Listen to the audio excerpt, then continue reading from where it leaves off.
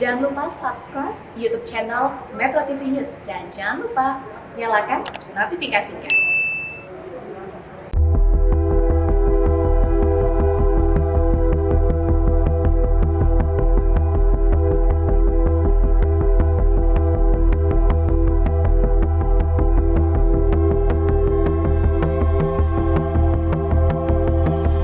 Tidak ada secara spesifik, kebetulan saja mungkin karena memang beliau berdua, Pak SBY dan Pak JK, sama sepertinya dengan Pak Surya Paloh adalah sahabat. Sahabat dalam berdemokrasi, dalam berpolitik, jadi bertemu antar sahabat itu sesuatu yang baik menurut saya. Ya, kita terus mematangkan koalisi bersama Gerindra. Tunggu saja bentuk dan sistem koalisi yang bagaimana, ini lagi dimatangkan dalam rapat-rapat antar dua partai ini. Kita mengimbau agar politisi yang surveinya nggak terlalu ngangkat, nggak usah terlalu ngotot. Saya rasa yang paling utama ya, Ketua PKB itu tidak boleh kemudian mengambil posisi berseberangan dengan NU. Dari awal kami sepakat tidak harus pagi-pagi membicarakan komposisi A dan B karena itu membuat saling mengunci satu sama lain, sedangkan kami enjoy betul karena kami benar-benar berbicara bagaimana membangun ruang kebersamaan dulu. Artinya bagaimanapun juga memang kunjungan Mas Agus ini tentu akan semakin mempererat komunikasi silaturahmi yang sudah terbina selama ini. Dan ini adalah merupakan satu bentuk keinginan kami bersama. Kami di PKS dan Nasdem insya Allah akan banyak titik-titik temu untuk menuju agenda-agenda besar ke depan yang tentu perlu dipersiapkan. Kapan mau mendeklarasikan calon presiden dan calon wakil presiden? Ya sabarlah sedikit. Orang waktunya masih 2 tahun lah. Ya boleh dong, saya umpetin aja terus. Kalau saya pribadi sebagai sekjen memang tidak mudah untuk bekerja sama dengan Partai Demokrat karena dalam berbagai dinamika politik menunjukkan hal itu. Untuk bergabung juga nggak Mas Hasto? Ya kalau dengan PKS tidak. Romansa partai politik pencari pasangan koalisi semakin menghangat di tahun ini. Tak hanya nama bakal calon presiden yang muncul, kolaborasi koalisi partai politik pun menjadi buah bibir karena semakin menunjukkan kedekatan yang dinamis. Apakah romansa koalisi parpol ini akan berakhir sama di tahun 2024 atau bisa saja berubah seiring dinamika politik Indonesia? Untuk membahasnya kita sudah terhubung dengan Adi Prayitno, Direktur Eksekutif Parameter Politik. Selamat siang Mas Adi. Selamat siang Reno.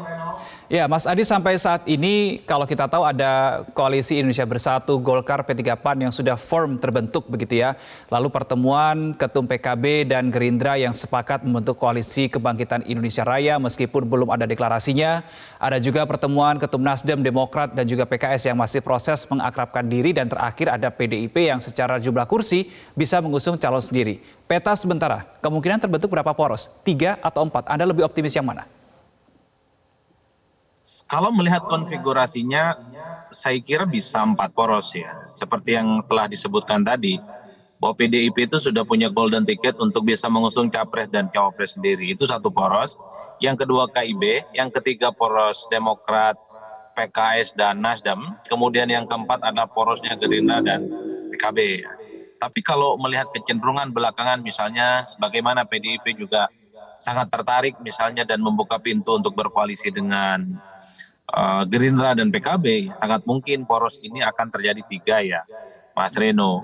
Dan kita harapkan memang untuk 2024 tidak lagi hanya ada 2 capres, sehingga keterbelahan politik yang terjadi seperti 2019 yang lalu itu bisa dihindari secara ekstrimnya. Tapi kalau melihat kecenderungan rata-rata, terutama PDIP, mungkin dengan partai politik yang lain itu bisa gotong royong, kerjasama dan bisa berkoalisi. Meski pada saat yang bersamaan kita mendengar dari Pak Hasto tadi bahwa PDIP ini ya haram hukumnya berkoalisi dengan PKS dan Demokrat. Saya menyebutnya ini politik gotong royong setengah hati. Karena dengan yang lain sangat terbuka, tapi dengan PKS dan Demokrat tidak. Itu yang saya kira soal konfigurasi politiknya sementara.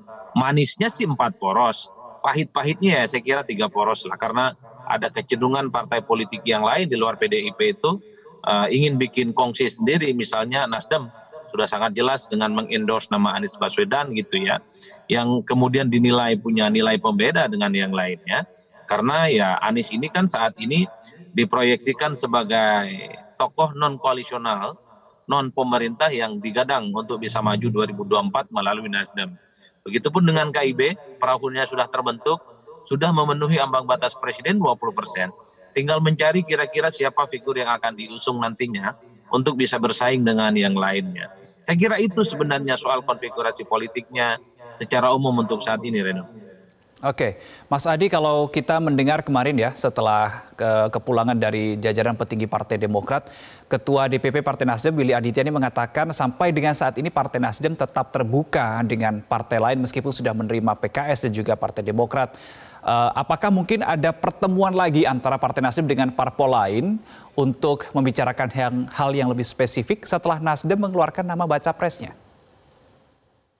Ya kalau dilihat kecenderungan koalisi kita kan memang sangat cair ya. Tapi kalau dilihat momentum dan kesamaan kepentingannya, rata-rata memang sejauh ini Nasdem itu cocoknya dengan PKS dengan Demokrat. Satu, Nasdem ini terlihat ingin bikin poros politik sendiri, terutama dengan mengusung Anies Baswedan yang kita tahu kecenderungannya memang tidak terlampau diinginkan oleh kubu koalisional politik pemerintah. Itu yang pertama, titik temunya. Yang kedua, ada kecenderungan di mana Demokrat dan PKS itu punya keinginan untuk bisa mengakhiri dominasi politik kekuatan PDIP yang selama 2 periode memenangkan pertarungan politik, baik Pileg dan Pilpres. Ketika nama Anies Baswedan yang dimunculkan, maka kemudian PKS dan Demokrat langsung bereaksi cepat. Karena Anies dinilai sebagai sosok yang bisa mempersatukan 2 partai politik yang selama ini berada di luar pemerintah. Makanya dalam berbagai kesempatan saya selalu mengatakan ya Mas Reno bahwa di antara 3 nama capres yang diusung oleh Nasdem itu yang memang menarik adalah ketika Nasdem akhirnya memutuskan Anies Baswedan sebagai capres. Satu, karena Anies ini tidak memiliki kendala psikologi politik apapun dengan partai yang lain. Jadi kalau Anies yang kemudian ditawarkan kepada partai yang lain oleh Nasdem, ditawarkan ke daerah-daerah, ya saya kira tidak ada akan partai politik yang marah. Tapi beda ceritanya, kalau Ganjar yang diputuskan sebagai capres, tentu Nasdem kemudian tidak jadi relevan karena Ganjar saat ini tidak bisa keluar dari PDIP, bajunya tetap merah. Bahkan bisa terjadi resistensi politik kan dengan PDIP. Begitupun sebaliknya, setelah Rakernas, kalau akhirnya misalnya Nasdem memutuskan Andika Perkasa yang diproyeksikan ke berbagai daerah, ditawarkan kepada partai politik, tentu akan menjadi sasaran kritik karena Pak Andika saat ini posisinya sebagai jenderal yang aktif. Makanya saya berkonklusi sementara ini paling mungkin, paling rasional, paling aman, tidak ada resistensi politik dari manapun, hanyalah Anies Baswedan yang kemudian ini secara terbuka akan membuat Nasdem akan membuat front politik kepada PDIP khususnya dan kepada kubu koalisional pemerintah yang kecenderungan memang tidak menginginkan Anies Baswedan untuk bisa maju di 2024. Ya, Mas Adi, kalau kita melihat koalisi yang lainnya begitu ya, ada KIB, kemudian ada juga Kebangkitan Indonesia Raya meskipun belum dideklarasikan seperti yang tadi saya bilang tadi. Tetapi kalau melihat 2 poros ini ya, KIB sampai dengan saat ini masih belum menemukan sosok yang tepat untuk merepresentasikan kepentingan 3 parpol di dalamnya. Kemudian untuk KIR begitu, Prabowo potensial untuk menjadi yang menduduki RI 1. Tapi Anda membaca seperti apa untuk KIB secara khusus? Siapa kira-kira yang akan diusung untuk merepresentasikan 3 parpol ini? Agak rumit sebenarnya membaca model politik Koalisi Indonesia Bersatu karena sampai saat ini belum menentukan kira-kira siapa capres yang akan diusung. Saya menduga kalau sudah terjadi faksionalisasi politik yang agak sedikit mengerucut, misalnya Nasdem, kemudian Demokrat dan PKS misalnya ini mengusung Anies misalnya, sementara pada spektrum yang lain ada pihak PDIP dan Gerindra berkoalisi misalnya mengusung Ganjar ataupun Prabowo, mungkin juga Puan. Kok rasa-rasanya KIB ini akan bubar? Karena mereka tidak punya figur kunci yang akan dijual kepada publik. Karena Mas Reno, suka tidak suka, dalam Pilpres kita yang dilihat itu bukan lagi partai, tapi karena figur yang kemudian lebih menjanjikan soal portofolio politik mereka yang dinilai punya magnet dan kekuatan politik yang bisa dijual kepada publik. Makanya ketika nama-nama besar yang masuk dalam radar survei Anies Baswedan misalnya masuk Nasdem dan kawan-kawan, kemudian ada Ganjar dan Prabowo juga pada seberang yang lain juga sudah bikin perkongsian politik, maka tidak ada pilihan lagi bagi KIB untuk membelah dirinya ataupun bubar jalan, dan mereka memilih jalan masing-masing untuk berkongsi sesuai dengan selera politik mereka. Apakah bergabung dengan kongsi politik yang mengusung Anies Baswedan, ataukah bergabung dengan kongsi politik yang akan mendukung Ganjar Pranowo ataupun Prabowo Subianto. Karena sampai saat ini KIB jalan di tempat, mereka nyaris tidak punya strategi supaya ada figur-figur lain yang bisa dimunculkan yang layak untuk ditampilkan ke publik.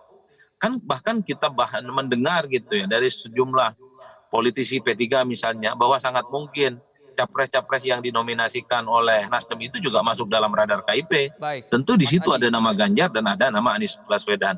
Disitulah yang saya baca bahwa rumit membaca KIP karena tidak ada figur sentral yang kemudian memberikan magnet politik elektoral, terutama pada figur-figur yang kemudian dinilai punya potensi untuk jadi capres 2024 ya, Reno.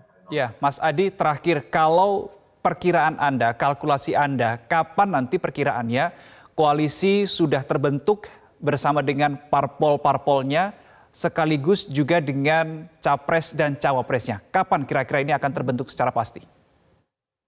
Saya kira akhir tahun ini sudah akan mulai jelas kemana kira-kira partai politik itu sudah menentukan secara fix soal arah koalisi dan capres yang akan secara definitif akan mereka usung sebagai bagian untuk kepentingan 2024. Kenapa akhir tahun ini?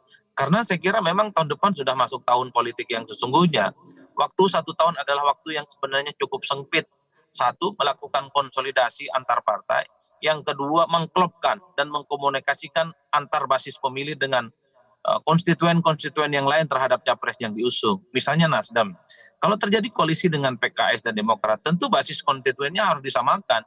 Karena selama ini memang tidak terlampau ketemu ya, terutama untuk kepentingan-kepentingan politik elektoral dengan capres yang mereka usung. Kata Anies Baswedan harus diproyeksikan.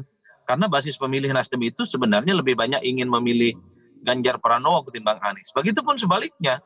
Kalaupun toh PDIP kemudian PDIP kemudian PKB dan Gerindra itu berkongsi, mereka harus mengkomunikasikan kepada basis konstituennya soal siapa yang harus mereka komunikasikan. Waktu 1 tahun menurut saya adalah waktu yang teramat sempit sebenarnya untuk melakukan kampanye dan konsolidasi. Mengingat waktu ini yang sempit, maka saya hakul yakin akhir tahun ini, paling telat awal tahun depan, partai-partai ini sudah memulai dan mengikat dirinya masing-masing dengan capres dan soal partai yang akan diusung bersama. Baik, terima kasih Mas Adi Prayitno, Direktur Eksekutif Parameter Politik sudah bergabung bersama kami di Metro Siang hari ini. Salam sehat Mas Adi.